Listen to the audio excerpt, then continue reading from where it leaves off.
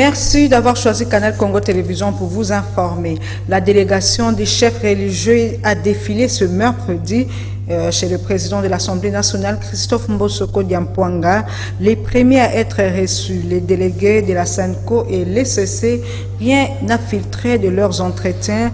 Ensuite, c'était le tour de 6 autres confessions religieuses qui ont été renvoyées par le président de la Chambre basse du Parlement pour harmoniser et trouver un meilleur consensus autour du nom du candidat président de la CENI. Suivez le représentant des églises de réveil du Congo, le pasteur Dodo Kamba. Pas encore un rendez-vous pris, mais on est resté ouvert, comme on l'a dit. Mais je crois que c'est très tôt de dire qu'on ne va pas se voir ou on doit se voir. Je vous laisserai plutôt la largesse d'observer et de voir si on arrivera à nous mettre ensemble pour cette raison ou pas. On peut ne pas se mettre ensemble pour cette raison, mais pour le reste des choses, on est ensemble et on restera ensemble. Je suis très content que vous ayez évoqué l'article 17 de notre charte, la charte qui régit notre plateforme. Je suis très content. Mais il faut aussi dire que l'article parle du mode de désignation ou encore la décision à prendre qui part du consensus pour réciter au vote. Mais ici, ce que je ne comprends pas, c'est qu'à chaque fois quand vous parlez, vous n'avez pas trouvé consensus. C'est-à-dire, ne parlez pas de cette façon-là. Dites, vous n'êtes pas arrivé à la désignation. Parce que désigner n'est pas forcément passer par le mode consensus, qui est la voie par laquelle il faudrait passer, mais il faudrait que cela puisse être complété par l'autre partie qui suit, de cet article, qui parle du vote. Donc, jusque-là, c'est comme ça que je dis, nous sommes ensemble, nous restons dans les règles de notre charte. Et pour vous rappeler ici, il ne faut pas dire que nous n'avons pas trouvé la solution. Nous avons trouvé la solution, nous avons travaillé. Et déjà, en ce qui nous concerne, nous avons vidé cette question. Ces questions que les autres se rejoignent à nous, on puisse travailler ensemble comme il a été question, parce que nous avons presque vidé la matière, les sujets à l'ordre du jour, donc c'est question de compléter les restes ensemble avec les autres, et c'est ça, donc on ne recule pas, on a déjà terminé cette question, mais on est en train de regarder sur une direction qui nous permettra de nous mettre ensemble pour le reste du chemin à faire.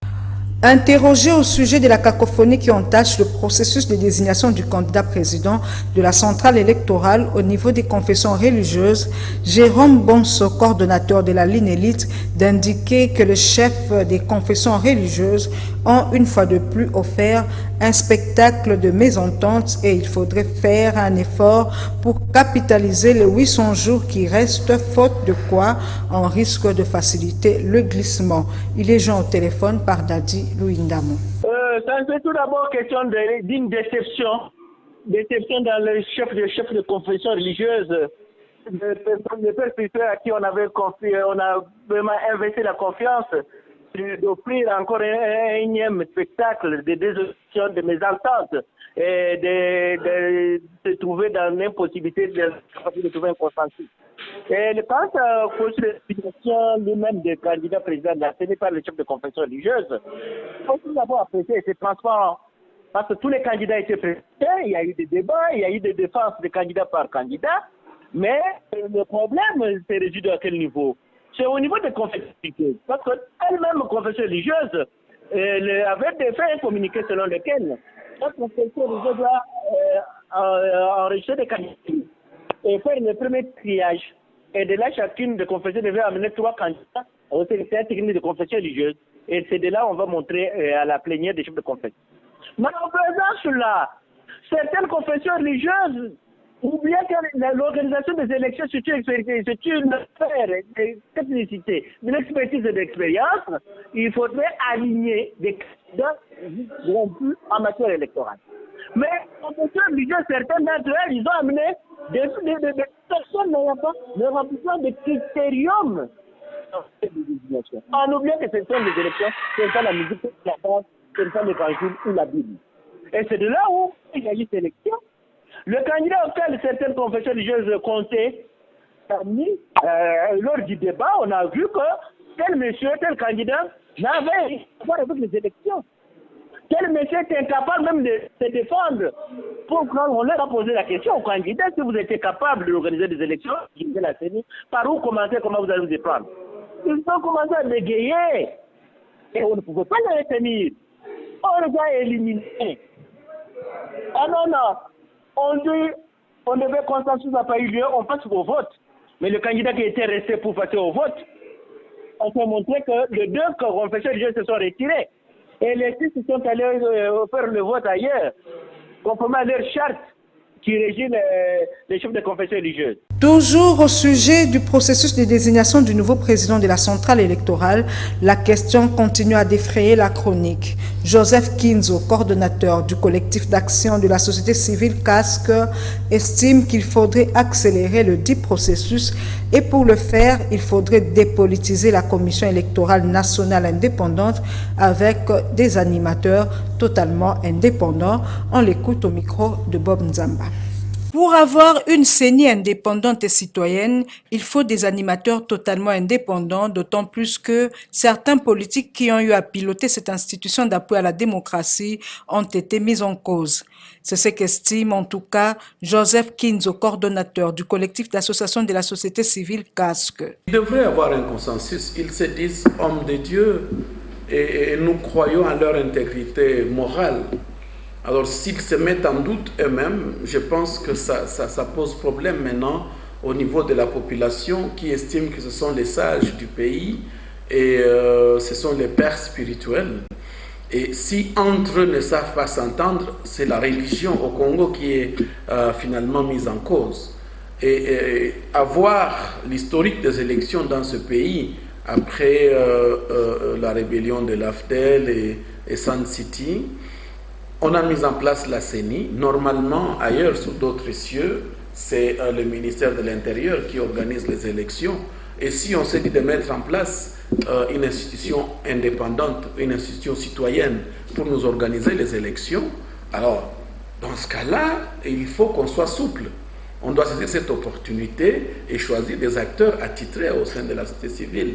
Et moi, personnellement, je n'ai rien contre des personnalités comme Kadima ou d'autres qui se présenteraient pourvu qu'ils aient une bonne expérience dans le processus électoral, dans l'organisation des élections, pourvu que ce soit des personnalités totalement indépendantes, puisque notre travail au niveau de la société civile était de dépolitiser la CENI. Est-il vrai que c'est difficile de dépolitiser la CENI, puisque toute la politique de la RDC, du président de la République jusqu'au bourgmestre, normalement au conseil communal, passe par les élections.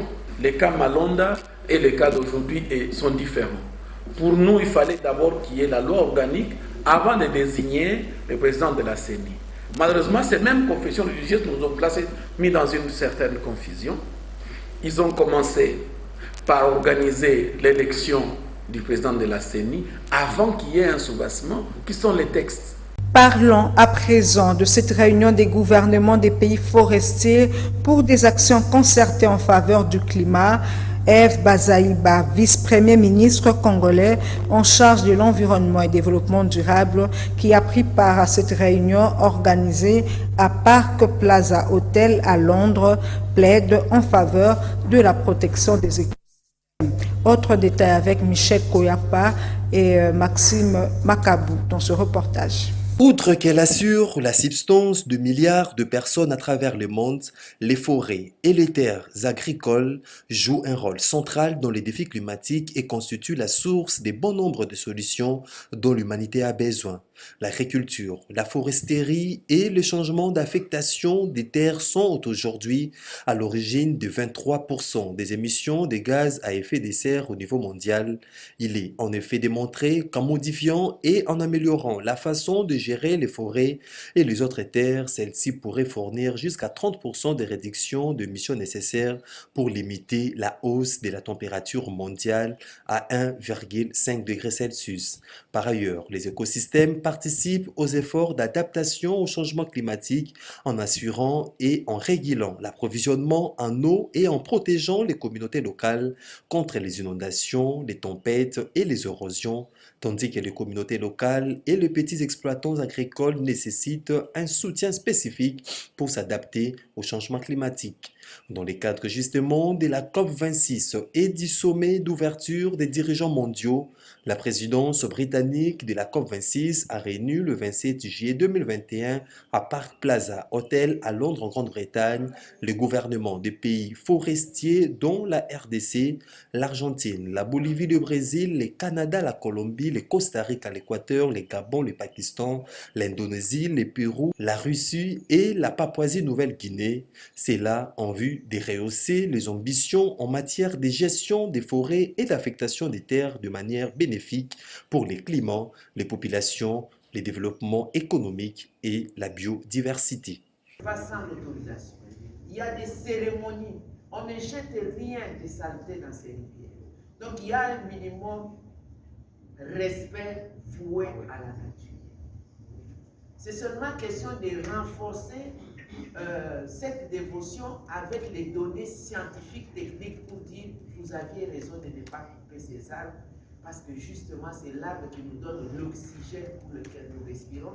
C'est l'arbre qui fait qu'il y ait l'écosystème, que nous ayons des pluies et ce sont des pluies qui renforcent et qui restaurent les écosystèmes pour la qualité de l'air, la qualité de l'eau. Cette réunion a permis d'illustrer de façon concrète l'action sur les forêts et l'affectation des terres devant contribuer au maintien de l'objectif de 1,5 degré Celsius afin de tenir les engagements partagés en termes d'adaptation et de financement. Et puis le ministre des Droits humains, Albert Fabrice Poela, séjourne à l'est de la RDC pour une mission de 13 jours.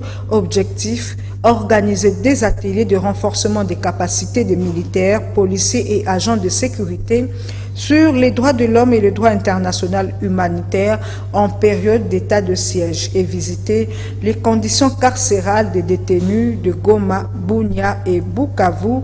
Reportage Gisèle Etoko.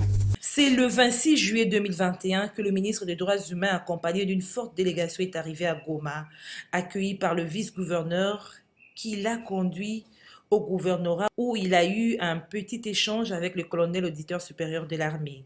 C'est le lendemain, c'est-à-dire le 27 juillet, qu'Albert Fabrice Poela a visité la prison centrale de Munzenze de Goma.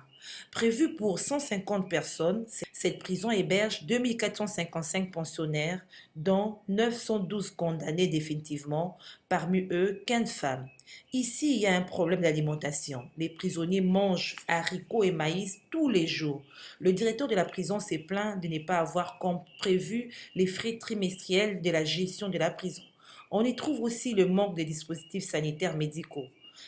L'un des gros soucis, lorsqu'il y a état de siège, c'est de penser que c'est une occasion pour violer les droits humains.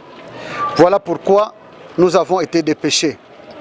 Et nous sommes venus, nous nous rendons compte qu'il y a un effort qui est fourni par les autorités judiciaires, les autorités de l'armée, pour justement, tant soit peu, préserver les droits humains.